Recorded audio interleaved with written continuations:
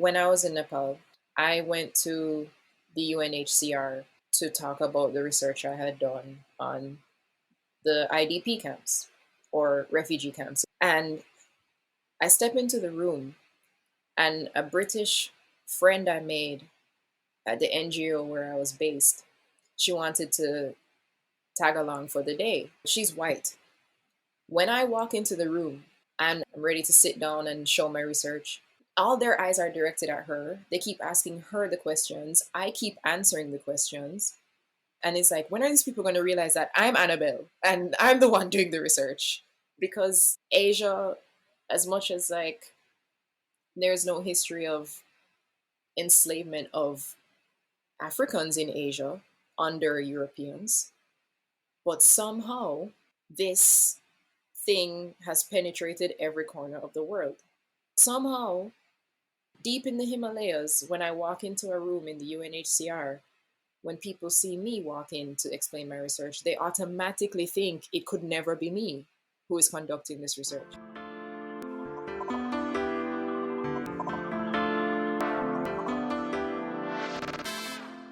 Hey everyone, welcome to Flourish in the Foreign, a podcast that elevates and affirms the voices and stories of Black women living and thriving abroad. This podcast explores living abroad as a pathway to wellness for Black women and wellness in all aspects: professional, financial, spiritual, emotional, mental, and physical. Welcome back to the show. And if you're new, hello, I'm Christine. I'm a Black American woman and business strategist thriving here in Barcelona, Spain, and I am the host, creator, producer, social media manager, and everythinger of this here podcast. This podcast is a labor of love, but labor nonetheless. And that's why I'm asking you to please support this podcast. There are several ways for you to support Flourish in the Foreign. 1, become a Patreon supporter of this podcast. You can do so by going to www.patreon.com/flourishforeign. Thank you to all of my Patreon supporters. I truly appreciate all of your support. We currently have 8 Patreon supporters right now. And once we get to 10, I will be dropping a second episode of this podcast that week. 2 episodes in the same week. So if you've been on the fence and you're thinking about becoming a Patreon supporter, definitely do so. Some of the benefits of being a Patreon supporter include bonus episodes and replays of the live Q&A sessions that I am hosting. I have hosted 2 so far, one with Adelia, which was amazing, and that is already up and available for the Patreon supporters. And the most recent one with Jackie of the Jackie O Life. We really had a great conversation. And shout out to everyone that joined us for that conversation. The replay, as I said before, is available to our 3rd tier Patreon supporters. This coming Sunday, there is another live Q&A session, this time with Carla of Rose Apple Global, talking all about how to be a career professional abroad, how to take your career abroad. Some of you may remember Carla, who has lived in 5 different countries, including Bangladesh, Afghanistan, the UAE, Singapore, and Dominica. She is definitely an expert out here in these expat streets. So if you're interested in joining these lives, make sure that you are a part of the Flourish in the Foreign community. Just sign up via the links on the website or in the bios across social media. That's where I'm going to be sending out event details. You don't want to miss out. Definitely join us as we have these live Q&A sessions with our podcast guests. The second way you can support Flourish in the Foreign is by Cash App. You can Cash App this podcast at $flourishforeign. And Cash App is basically a tip jar. If you listen to an episode that just really moves you, resonates, is exactly what you're looking for, or just surprisingly amazing, you can go ahead and slip the podcast a couple of bucks just like that. And shout out to Kennedy and Ivy that cash apped the podcast this week. Thank you guys so much for enjoying the podcast, listening, and of course, supporting the podcast.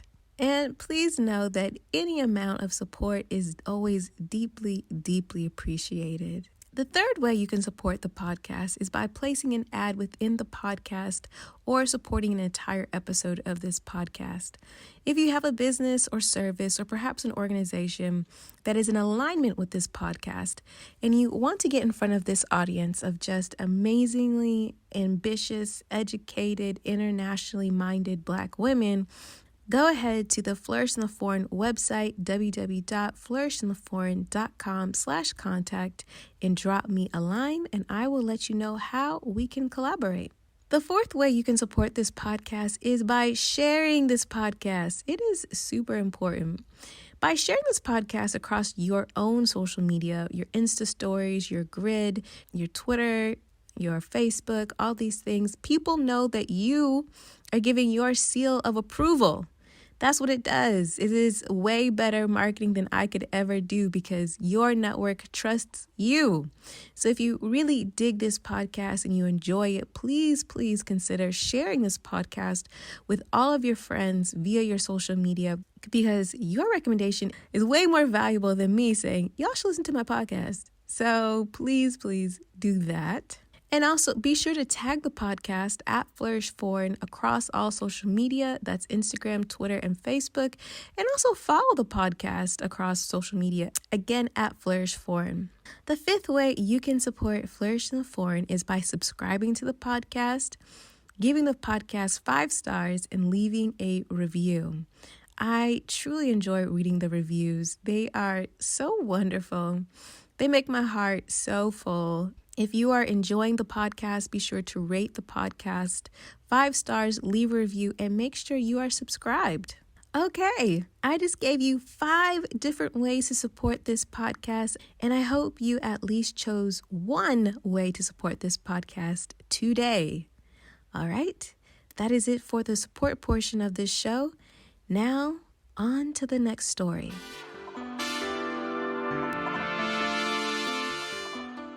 Today's story features Annabell, and I have to say, I was so excited to sit down and record with her. I actually saw her being interviewed on YouTube, and when I saw her interview, I just knew I had to have her on the show. She is so introspective and so smart, and I think that the insights that she shares are really interesting and really helpful. But I'm going to let her tell you all about it. My name is Annabell. I'm 29 and I live in Tokyo, Japan. I first went abroad when I was 19 or 20, and I went to Saint Kitt, an island in the Caribbean near to Jamaica. My hometown is Kingston St. Andrew in Jamaica. I think my parents always talked about their travels. It was always just this kind of idea that traveling is something people do. It didn't seem like a foreign concept to me. My parents always talked about their travels. And all of my older siblings lived in New York at the time. When I was little, my parents would have been taking me to see my older siblings, though I don't remember it. And my father is an avid reader, and he always was very strict with my sister and I about reading a lot. And then you just kind of get a broader worldview from a very young age with a father like that, I guess. I never really saw myself as a Jamaican first. I just kind of saw myself as a human in the world. And I suppose that's what would have planted a seed for me.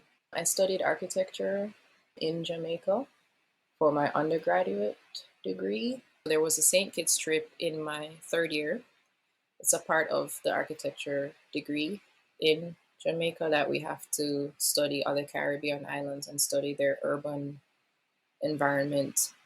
We call it study tour, and it's a study of the capital city of whatever country you go to. So in my 3rd year, my class went to St. Kitts, and in my 4th year, we went to Barbados. And I was really in love with Barbados. I kind of caught a bug of like just wanting to travel.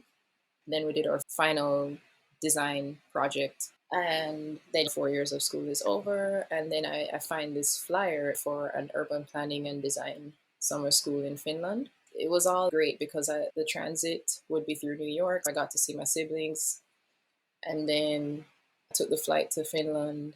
Finland, it was really good to be in a class of students from all over the world. Some of them studied architecture like me, some of them were all strictly urban planners, some of them were geographers and sociologists.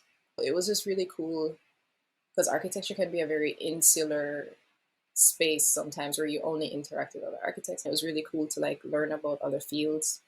But it was really weird and unfair to me how I just kind of showed up and was able to breeze through. But these students from Japan, China, Brazil, other European countries who don't speak English either, like, and then the Finnish people themselves too. It was me and two American girls and probably a British guy who were the only native English speakers. And we were just breezing through. And then the rest of the people are studying this very difficult content in a language that's not their own. And I just felt it was so unfair. And it made me want to commit a part of my life from then on to learning other languages, reaching out to other people, not just kind of riding on this sort of like the rest of the world has to adjust to English kind of thing. It kind of felt like an extension of imperialism to me too. That's why it felt kind of icky. When I graduated, I was looking for jobs and I wasn't finding any right away. And there were friends in the undergraduate degree with me who they were working while they were in school. Like the cohort of us who were just coming out of high school into architecture school, at that age we would have been in our final year, 2021. And then there were friends in the class who were early 30s because they had to save in their 20s to come back and pay for architecture school. They had kind of warned me that sometimes when you fall into work, sure, you're in a firm and you're working, but then the older you get, if you don't get certain accreditations and degrees and stuff, you never get higher pay. Eventually, you're just kind of leveled out. You're in the field that you love, but then your potential for growth is just kind of gone. I was very afraid of getting into a job after graduating the bachelor's degree and then just kind of getting stuck in it. And then the pay is just so bad generally for undergrad architectural designers. Your pay only starts to really kind of mean something once you've had a master's. I was very concerned about how low the pay was, how many years it would take me before I could even afford them. I was like, okay, I'm going to find a job, even if it's not in the field. I'm just going to suck it up for a bit, find a job that will pay me a lot more so I can save a lot faster. It won't take a whole decade or more before I can get a master's degree. Knowing that Annabell was passionate about architecture and working at a firm in Jamaica, I was curious to know how she got to Japan. A friend of mine in undergrad, she had a sister who taught English in Japan. I didn't even tell her that I was thinking about it, or maybe I did mention it to her and I didn't remember, but when the applications had opened up, right when we were graduating, she sent me a picture of the ad in the newspaper and told me to look at it. I looked at it and I was like, okay.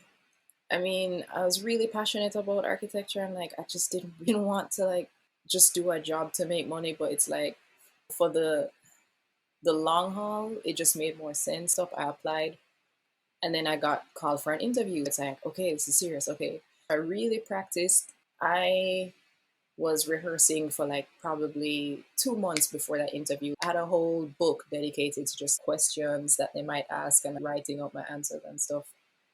And then the interview came and it went well. I already got the job in the firm. And then about 5 months into that job, I got accepted for the JET program, the Japanese English Teaching Program. It was like, I was really loving that job in that firm. But then this opportunity came and it's like, it was just a no-brainer. The pay, everything would have just made more sense to suck it up, teach English for a few years, save, get my master's, done, right? So I did. I didn't even give a proper 2 weeks notice and I was just out of there. I was kind of reluctantly going to Japan, leaving a job in a field that I actually liked when I finally started to feel I was learning stuff about how to actually not just be in school but work as an architect and everything. I asked Annabelle to tell me, when did she start learning Japanese and how was that process? Right. So when I applied for the JET program, I, of course, as reluctant as I was, I'm someone who likes to be prepared. I enrolled into classes. I was doing classes, maybe about 8 months of Japanese classes. And when I got to Japan, I realized how different it is actually trying to speak versus what you learn in a book. But I had a really good teacher, and she was brilliant. She lived most of her adult life in Jamaica. She was an honorary Jamaican. She was very much into the culture. She understood how to teach Jamaicans Japanese, how to translate certain things into social settings, which it's less generic than just trying to teach an English speaker. It was more tailored to who we were in the class. And I think that's helped me ever since. I think like our Jamaican dialect patois, there are things that no matter how you try to stretch your brain, just do not translate well from Japanese to English, but I can use patois to help me understand it instead of English. Annabelle has decided to go to Japan to work so that she can save up money to go on and earn her master's. So I asked Annabelle, what was it like when she landed in Japan for the first time to live and work and hopefully save some money? It was about 18 Jamaicans that got accepted that year and were on the same flight together. And they were all so excited to be going, and I just could not care less. Like, their excitement was just almost bringing me down. Like, I'm like, oh my God, like, stop. When we finally landed, then I was kind of like, okay. We landed in Narita Airport in Chiba, Japan. It's north of Tokyo. And Chiba is very rural. It's just big open fields and stuff. Like, I kind of remember some of the people in my group, some of the other Jamaicans being like, this is it. It's just trees. He kind of had this expectation of what Japan might look or whatever. I thought that was kind of funny. And then we're starting to drive into the city. And I kind of remember trying to just really look for something that would make me feel like I'm in a different place. And just the difference, it just did not set in for a few months because it's sky above, same sun, same clouds. There's trees, there's roads, there's cars. We have tons of Japanese cars in Jamaica too, so the road didn't even look that different to me. We got driven in a bus together to this area called Shinjuku, which is super central Tokyo. And then we got, set up in our hotel, nice hotel. And then the next morning, it was like, boom, 1,500 foreigners in this massive conference room getting our first day of training. And that was cool. It was cool seeing all these different nationalities of English speakers and hearing all these accents of English and then meeting all these kind of new people. And then it was only 3 days of orientation. And then we all got sent off to our respective prefectures. I got sent to a prefecture called Ishikawa, which is super rural. The day we took the flight, I was taken directly to my school to meet the school principal and the vice principal. And then the principal, she drove me around the town and tried to help me settle in. She took me to the supermarket, did my groceries. My apartment already had furniture and stuff in it. I just needed to unpack. It was fun, but then getting overstimulated. And then finally, just like this quiet once the door closed and my principal walks away and I'm just in this new apartment by myself. And it was kind of a feeling of happiness and relief to like get this quiet and then understand that like for the next year at least this place would be mine and I could always come and close the door and be quiet in that apartment.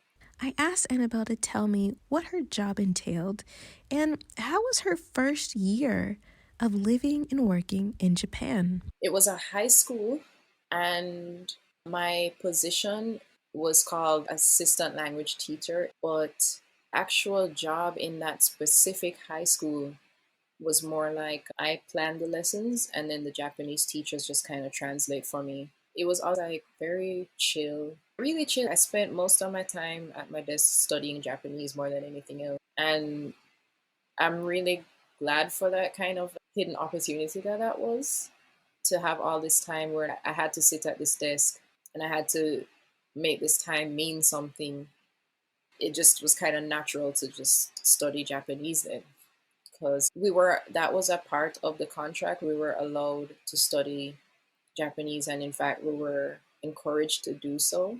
And a condition of something they would ask in the jet interviews too, you had to be interested in Japan, you had to be interested in learning. You shouldn't just come there and do a job and get money and leave. Like, they wanted you to be more invested in the culture or language or something. The job, it's like you do a job and you earn money, but I felt like I got a lot out of it, a lot more than just money out of it, like gaining a language and just understanding human beings more, because it's very funny how high school kids in a whole different country behave, and the similarities, and then just like these wildly opposite things that they do you'd never see a Jamaican kid do. I asked Annabell to tell me when and why she decided to apply for her master's program in Japan. Right. After the first year, I was not very savvy with money. In my mind, this job pays so well. I just need 1 year and then I'm going to save and then do a master's. And then after that first year came, and then this thing called residence tax came around. Japanese residence tax is no joke. You get this massive bill for your residence tax, and you're like, well, there goes all my hopes and dreams. You have to pay this residence tax. And then on top of that, you don't realize just how much they deduct. Like, health insurance is mandatory in Japan. You cannot reside in Japan without health insurance. And any job you take, they will be deducting from your pay.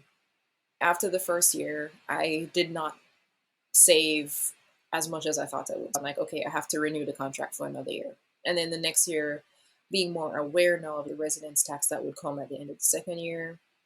Most people on jet, they travel Asia and they really make the most of their time here. And I was just a hermit, which I enjoyed. It's fine. Riding my bike was free. I would ride my bike off into random places for the whole 2 years I was there. And that was enough for me.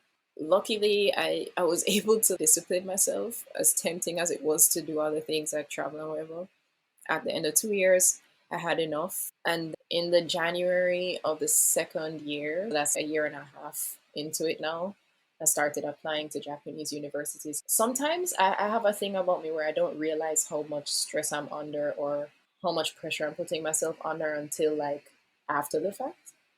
I didn't realize just how much of an impact settling in had on me, even though I thought I was fine the whole time. Just the idea of having to do that again in a new place, just the thought of it was nearly triggering for me. Like, I cannot figure out another country right now. Even if it's English speaking, I can't figure out another place. I'm still figuring out Japan.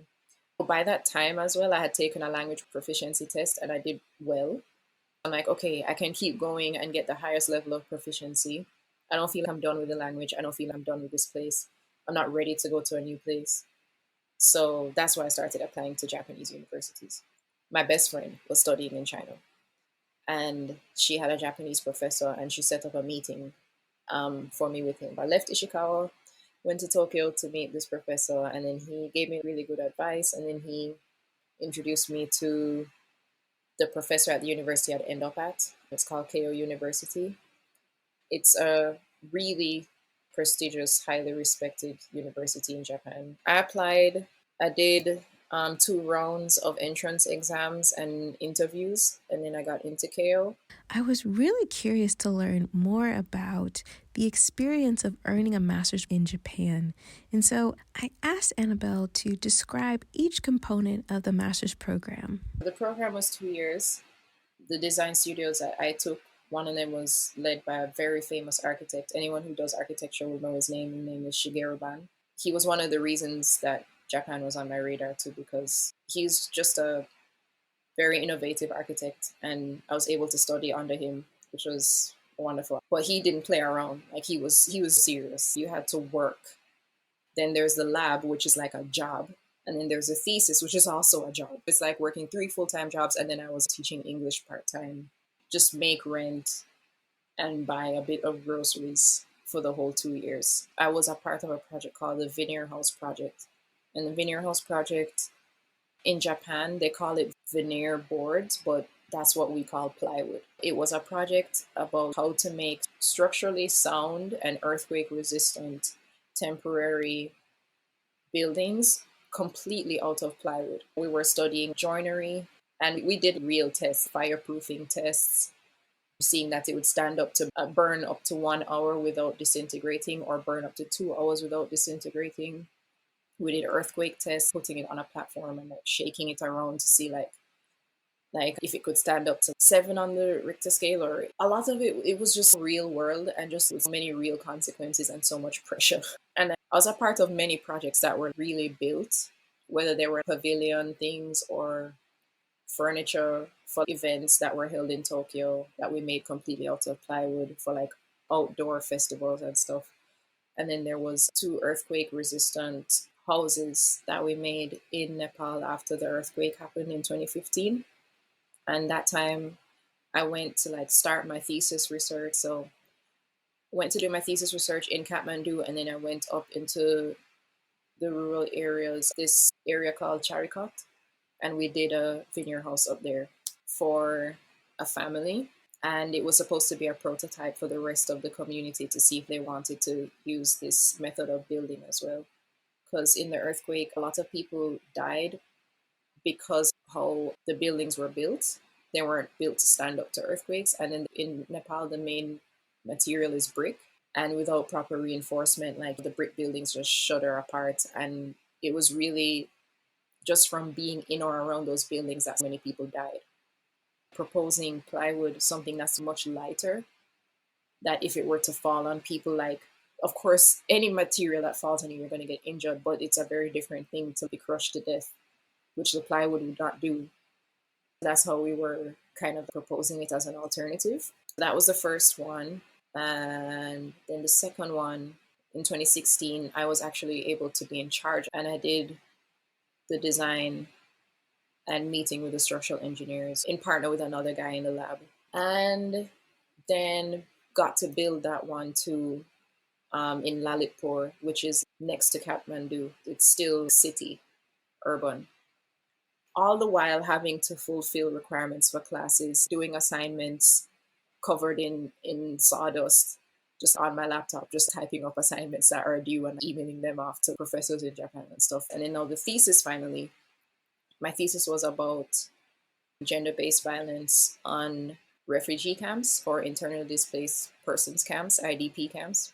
I was visiting the IDP camps in Kathmandu, interviewing women and gathering data, measuring the camps, analyzing how they were laid out, like from an architectural perspective, like what was it about the physical environment that would encourage predators or predatory behavior, things like the distance of water to where the people slept. Women would have to travel further for water, or how exposed the bathing areas were, or like just predators could take advantage of like the distance women would have to walk, separating themselves from the community. And it's basically like gathering data. This distance, can someone see if someone is being attacked? Like, no, they can't. Yes, they can.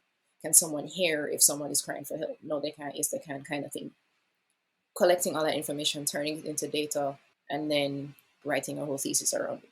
But that's what my master's experience was like. I asked Annabell what it has been like working and living in Asia as a Black woman. When I was in Nepal, I went to the UNHCR to talk about the research I had done on the IDP camps. And I stepped into the room, and a British friend I made at the NGO where I was based, she wanted to tag along for the day. She's white. When I walk into the room and I'm ready to sit down and show my research, all their eyes are directed at her. They keep asking her the questions. I keep answering the questions. She's like, she just keeps looking at me and I'm answering and it's like, when are these people going to realize that I'm Annabell and I'm the one doing the research? She has nothing to do with this. This is my research. She's just shadowing for the day. Because Asia, as much as there's no history of enslavement of Africans in Asia under Europeans, but somehow, and I'm not saying somehow as if I don't know, I know exactly how, this thing has penetrated every corner of the world. This is Nepal. Nepal hasn't even ever been colonized by a European power. India was. Nepal was never. But somehow, deep in the Himalayas, when I walk into a room in the UNHCR, when people see me walk in to explain my research, they automatically think it could never be me who is conducting this research. That's just one story. I have several. That's in a professional capacity. The Japanese have never been like that, I have to say. But in Thailand, in Nepal, not so great. I've been to China as well, not so great.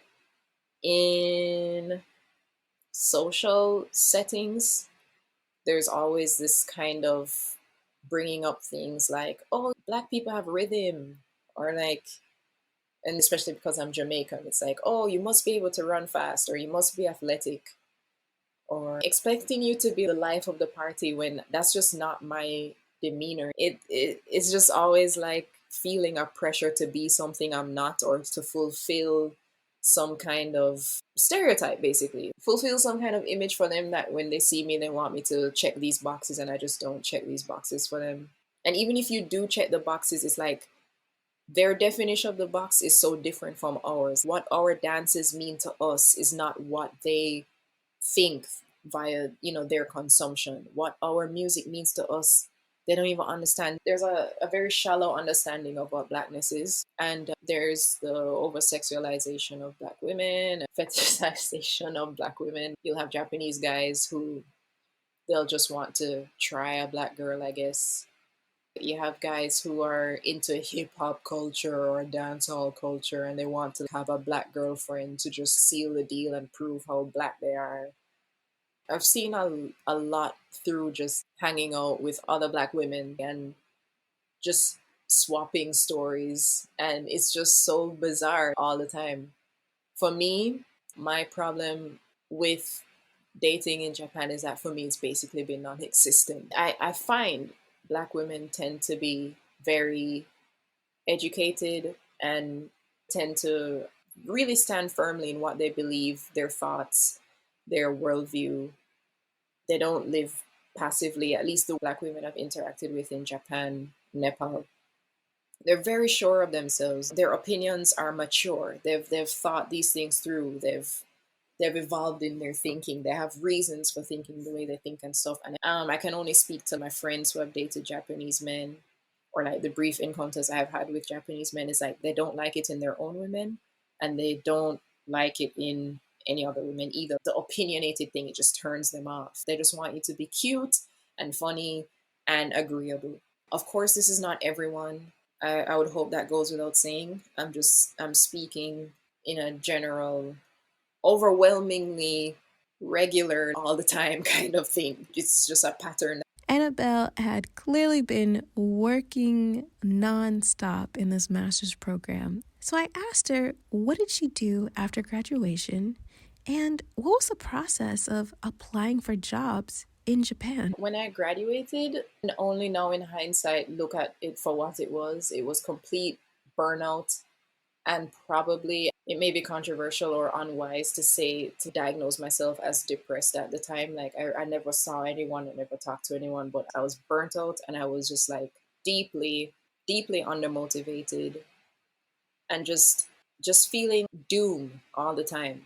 There's no motivation to wake up. I missed the window to apply for a job that I could fall into immediately after I graduated, right? The process for applying for jobs here is extremely strict and regimented on a timeline. And you start applying for a job in your first year of your master's.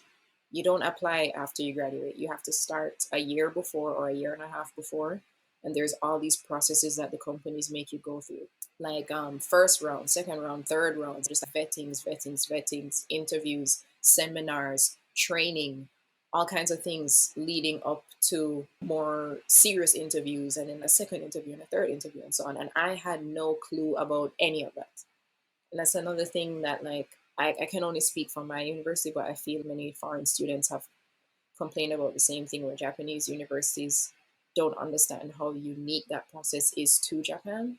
If you come here to study, they're not going to know to advise you. The time is just going to pass you by, and then it may be too late for you to try to get a job here. So luckily, I was able to save that situation. My lab professor, he has a firm. He just let me work part-time for him once my final projects were handed in before I even graduated, I started working for him because he understood that, like, and kind of felt bad that he never explained to me that that's what I needed to do to get a job. I was working with him for a bit, but it was so overwhelming for me because he was working in Europe a lot. So I'd work all day, and then I'd have to have meetings, Skype meetings with him at 1 a.m. And then the meetings could last 3 hours. And then it's 5 a.m. And then I have to start working soon, and I can't fall asleep because I'm just so amped up. And it was just like that for months. And I was just out, I was just destroyed. I was done. And then I ended up fading out of working with him. And I had continued the part time English teaching job that I was doing the whole time I was in school. At first, it was two streams of income, working part time with him and then part time teaching kids. And then the job with him just faded out because I couldn't do it anymore. And I was teaching kids for almost a year after I graduated. At first, it kind of blew up badly because I was like, my performance was like just dropping, and I felt he was disappointed in me and he expected more. But anyway, we resolved our issues, and he finally like helped me to understand how to get the job at the firm now, because they had an English website, and I could read Japanese at the time, but it's still very hard. If I see English, I'm just gonna, read the English instead. But I was reading their English site, and apparently the English site has less information, less detailed information than the Japanese site does. You won't find what you're looking for on the English sites. He directed me to the Japanese site, and he helped me understand that I needed to set up a sort of account before applying, and then through that account, they give me notifications like, okay, send in your resume now, send in your portfolio now, the interview will happen on this day at this time. Everything was supposed to happen through that account. Finally got that figured out. And then when I did, it was a lot easier after that. But then getting the job itself now was still pretty hard because, like, Japanese firms, they're kind of letting go of this. But they said in one of the notifications that your resume has to be handwritten because it's cultural here. They feel they can know something about a person through their handwriting, about your character. I'm like, oh my God, okay. So I had to write out 2 pages of resume in full kanji. My hand was just locked up because, of course, I had to practice writing it to make it look good. And I was just writing it for a month, and my hand just seized up after. Like, I couldn't do anything with it for a while. But I finally got a presentable looking version of the resume, and that's the one I sent in with my portfolio. And any architecture student will know you have to have a good portfolio. But another challenging thing about this firm is that they only wanted 1 page, which sounds easier, but it's a very difficult thing to sum up your entire academic career on 1 page. And then you don't want to overcrowd it with drawings because overcrowd it and then the layout looks horrible and you can't understand anything anyway. White space is your friend. Space out the drawings, but then they'll become too small to read if you want space between them because it's 1 page.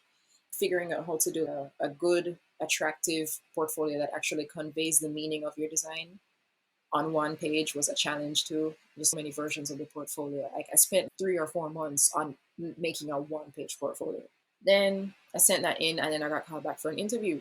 Then the interview is like, you can bring a bigger portfolio now. So I'm like, crap, now I have to make a long portfolio. I made a 40-page portfolio. Finally, as an opportunity, they saw the 1 page. Now they can see my whole academic career. They can see my perspective as someone who learned architecture in Jamaica to someone who, learned in a Japanese school, did stuff in Nepal.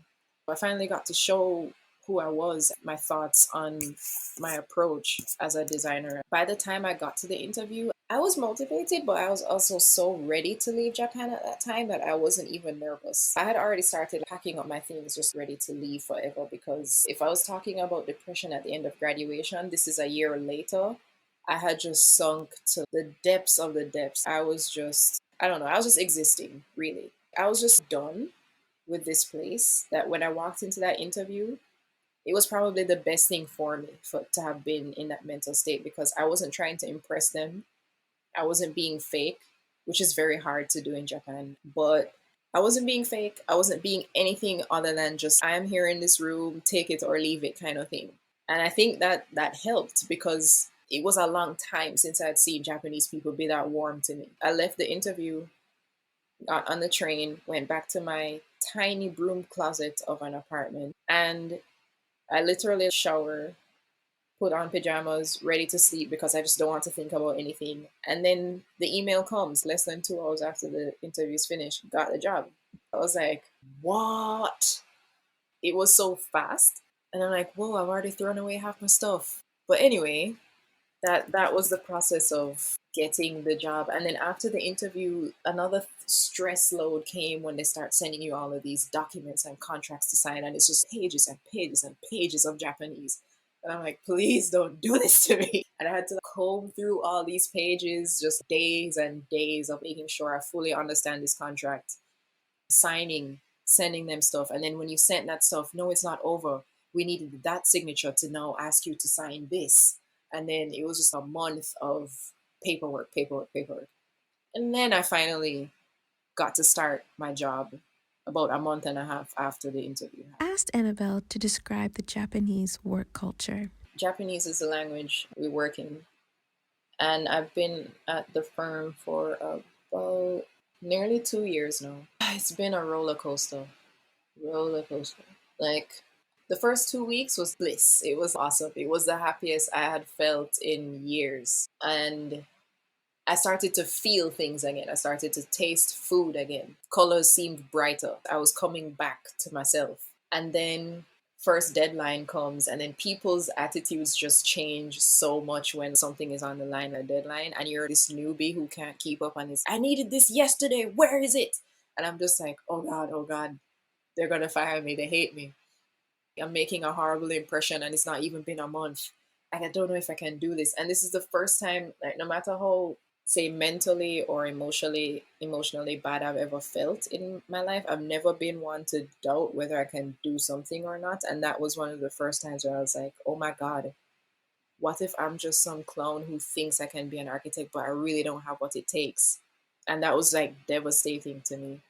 It just went from the first 2 weeks of bliss to then this horrible next 2 weeks leading up to this deadline. And then the older people in the group had to end up taking over my work because I just couldn't get it done in time. And I just felt crap. I felt nothing, lower than dirt. I felt so horrible. And then the next project came, and then it was even worse. And then someone started bullying me. And then this guy was just poking me when no one else was looking, kind of thing. And then he's Japanese, I'm not. Like, I didn't feel I could say it to anyone because, like, would they believe me? Would they take my side? Bullying is extremely common in Japanese work environments. It's extremely common. And it's almost a part of the culture. A new person comes, you bully them because they were bullied by their seniors. They want to take it out on someone. This guy was taking it out on me because he wouldn't help me. He would just make me do everything. And then I just didn't have the know-how to do these things by myself. And when I would ask, there was just no one was helping me do anything. And it was driving me insane. It's like, I don't know how to do this. You wanted this yesterday. You realize that the deadline has passed, yet you still will not help me do it. The client is waiting on this thing. It's not me. It's the company's name that's on the line. Why isn't anybody helping me? This thing ended up being over 2 weeks late past the deadline because no one would help me. And I'm like, this could have been avoided if someone just freaking helped me. Anyway, finally got it submitted. And then again, I just felt like, okay, I'm just gonna forever be known as the first black girl they let to this company. She can't meet deadlines. She doesn't know anything. Da da da. And I'm just beating myself up on top of this guy bullying me and saying things like, no one here feels sorry for themselves. Like, do you see anyone here who feels sorry for themselves? And I'm just like, did I say I feel sorry? And it was just a mind. Anyway. And then I got put on another project. And for the first time, this project was with a senior architect, much older person. That's a big difference in Japan. When you work with people who are closer to your age, the competition and the bullying and the shaming is just horrendous. But when you work with the veterans now who they don't have anything to prove, you are not their competition in any capacity. They don't have any need to talk down to you or make you feel less than. They have nothing to prove. They're very secure in who they are and their achievements as architects. I finally got to work with older architects, and it was as if I was in a completely different firm. And then the first mid year review came around, and it's somehow people found out without me really saying anything that this guy was bullying me. But it's a shame though that I didn't have more faith in them as individuals rather than just like seeing them as like, okay, they're Japanese, they're going to take his side. Because once people found out, they all but ostracized him. And they were making fun of him for thinking that he was any better than me. And I just didn't expect people to take my side or have my back in any way. And they did in a major way. And it just kind of restored my faith in everything. That like I'm not crazy and I'm not this worthless, can't do or work, incompetent, whatever. This guy just conveniently withheld that this literally happens to every newbie. It's not like I'm uniquely incompetent. So it's a very different thing when you think like, oh my God, I'm in a room full of people who can do this thing and I'm the one person who can't, versus understanding that no matter how great the architect, they started out like this. And that was a low, and then the highs started to come back, and then it's kind of leveled out ever since, where I've never wanted to feel that way ever again. So I've been very proactive with learning things that I predict might come up, learning different building codes and laws that I'm predicting, like because of the type of projects I've been put on, I'm going to have to know how to design according to those codes, laws, regulations, etc. It's been working. I've been kind of good at predicting what might come my way. Anytime I have a shred of open, free ish time, because there's never really free time, but anytime where I can squeeze something in, I'm like trying to learn because I never want to be in that position again. That's what it's like working there so far. And I'd want to say, of course, if a situation is definitely toxic to you and you really feel that you can't take anymore, leave, of course. But sometimes things just get better in a way that you could never predict. And I feel if I left when I was at that lowest of low, my impression of this job and this field would have just been kind of forever scarred. And I wouldn't have had the opportunity to see the good side of all those people who stood up for me and put that guy in his place. And I wouldn't have been able to heal from it. I would have been running away from it. And it would have just been frozen in time in my mind as this completely 100% bad thing, when it's just there's just much more to that firm and to those people than that. And I was using this one guy to try and understand everyone else that was around. I'm glad I stuck it out. Asked Annabell what her definition of wellness is and how has her experience living and working in Japan influenced her concept and also her practice of wellness. Now, when I first spoke with Annabell a couple of months ago in our preliminary chat, I told her that I like to ask the question of wellness to all of my guests because I just felt like as Black women, we don't talk about it nearly enough. And at the time, she hadn't really thought about what wellness had meant to her and if she even really considered herself practicing wellness.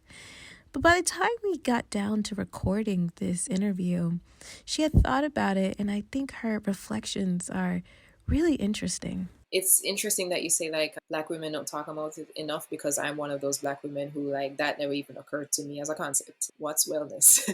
I guess everything I've said up until now would probably indicate this. I'm someone who just pushes myself to the point of burnout and then beyond burnout and then beyond that.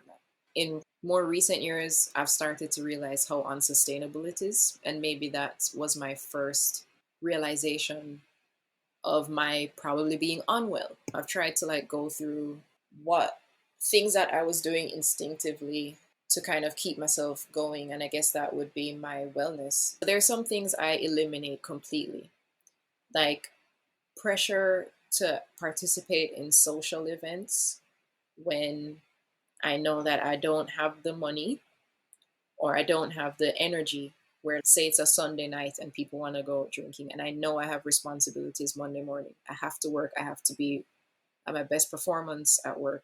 Then I'm just going to say no. Something I learned over the years in Japan. and I didn't realize I was practicing it as a form of wellness, was to just say no. Like, don't feel forced to participate in these social gatherings. Eating out here is very expensive. You have to pay so much for food and drink, and you end up feeling like crap after. And I just had to learn to say no. And a second thing is how I eat. I used to eat very badly because student, always on the brink of running out of money. I was just rationing how much I could eat of my rice and stuff, like, and just not buying probably as much vegetables as my body needed and that kind of stuff. I really made the shift to like think about nutrient dense foods. I've been vegetarian and out of pescatarian for a long time, since the end of high school. So I'm health conscious. But then when you're a vegetarian and you're traveling and you're not willing to compromise, and then you're also on a budget, sometimes you just don't end up eating anything, or you end up eating a lot of bread and potatoes and stuff that's just not really giving you any nutrients. Nutrient dense foods, and putting the money out to buy vegetables, buy fruits, buy grains and oats and things like that that will nourish me. And I've seen a marked difference in my performance just by eating better. And then the third thing is exercise, something that I was just neglecting, just trying to work. Since the pandemic, working from home, the time that it spared me going to work to and from on the train, nearly 4 hours of my day recovered. I've been working out and I feel like a whole new person. It's unreal. I can't describe how much better I feel. Thank you so much, Annabell. Thank you so much for sharing. And if you want to keep up with Annabell via social media, you can. On my Instagram, it's Annabell. But people ask me questions on Instagram about how to get into schools here and stuff, and I always very gladly give detailed answers. If anyone has questions about getting into architecture school or getting a job in architecture in Japan, like, feel free to ask. Thank you all so much for listening. I hope to see all of you at the next live Q&A this Sunday with Carla. And if you have not signed up for the Flourish in the Foreign Community, make sure that you sign up so I can send you the event details for this Sunday. I am so grateful to all of you. Thank you so much for your support, and thank you so much for your love. Thank you just so much for listening. I appreciate that. I want to ask all of you who are listening. I know some of you guys have never lived abroad and you're wanting to. Maybe you have a target date of 6 months, a year, or maybe more like 3 to 5 years. Some of you have lived abroad, have repatriated, and maybe thinking about going abroad again. And even some of you are listening who are currently abroad and are looking for community. I want to know all about y'all. I really do, because I'm putting together some resources and I want to know, what is it that you're struggling with? Are you struggling with perhaps preparing for your first time going abroad, choosing a country, figuring out how you're going to support yourself? Or are you repatriated back at home and you're struggling with trying to kind of reassimilate to your home country, or think about a different kind of game plan to go back abroad? Or are you currently abroad and you're just looking for support to sustain your life abroad? Now, that can be financial. Maybe you're looking for professional advice, career advice, or maybe you're looking for how to really set down roots. Maybe you're thinking about purchasing real estate. Let me know, because I'm putting together some resources and I want to be able to give you guys what you need. As you guys see, I'm talking to women who have done it all and they're doing it all over the world. And so I have access to these fantastic women that I can tap to give you guys what you're looking for. But I can only give you what you're looking for if you tell me. So let me know what you need, and I'm going to try my best to give it to you in some of the resources that I'm creating. Also, I just want to remind you all that I am a business strategist. I have worked for myself for quite a while, and I have clients who are women of color who are looking to leverage their talents and expertise into viable online businesses. That means freelancing or consulting so that they can be both professionally fulfilled and financially abundant while they pursue their thriving life abroad. If you are interested in learning more about my signature 12-week sprint, it is a program that I do one-on-one with my clients to help them get from A to Z. We make it happen. We launch businesses, we launch products and services. So if you're interested in learning more about how I can help you, go ahead and drop me a line. You can contact me via my website, www.christinejob.com. And thank you all who have just found the podcast via the Exodus Summit. Thank you so much for listening to my chat at the Exodus Summit. And shout out to Stephanie and Rashida for putting on the Exodus Summit. It was beautifully put on. And from everyone's account, it was just everything that they needed. So kudos to you, ladies. And welcome to the new listeners who have found Flourish and Foreign via the Exodus Summit. And if you identify as a woman of color podcaster, perhaps you're a newbie like me, or you have been in the podcasting game for a while, you will definitely want to check out the WOC Podcasters Insiders membership. I am a member of this membership, and let me tell you, it has been super helpful for me getting this podcasting thing together because, like I said, I'm a newbie. I launched this podcast in May, and this podcast just surpassed 5,000 downloads. And let me tell you, it has been work. It has been work. And ever since I joined the WOC Insiders Podcasters membership, my mind has been blown with just the strategy, some of the tips and tricks, and just game that I just didn't know about podcasting, making my life a lot easier and definitely letting me be able to do even more interesting and cool things for you, my lovely audience. So if you are interested in getting into podcasting or you've been podcasting for a while, I definitely recommend checking out WOC Podcasters Insiders membership. To join the membership, please use the Flourish and Foreign affiliate link. It is at no extra cost to you, but it is another way to support this podcast. You can find the link in the show notes, on the website, and in the link in the bio across all social media channels. Thank you to Zachary Higgs, who produced the music of this podcast.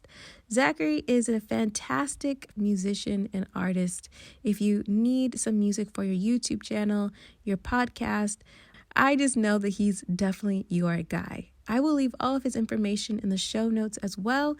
Shoot him a message and he will definitely hook you up.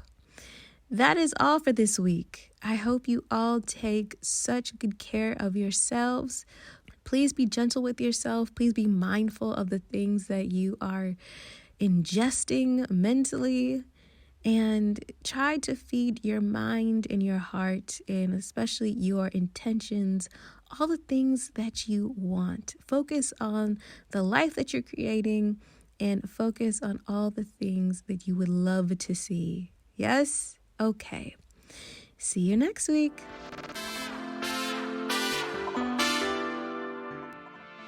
On the next episode of Flourish in the Foreign. You should be moving with intention. Why am I moving abroad? What am I hoping to get out of it? Right? And these things will all guide your finances. Also, where are you in the circle of life? Are you a student? Are you mid-career? Are you a professional? Are you executive? Because if you're a student, maybe you don't have that much money. If you're executive or mid-level career, you've got investments, you might have real estate, you might have a lot of other things that you have to work. You might have kids, you might still have to contribute to their education. I've been in this space in financial services and banking, 2 top banks in their expat and international banking divisions, one of them running. People get ready to move abroad, they don't think about finances. That has not changed in 25 years at all.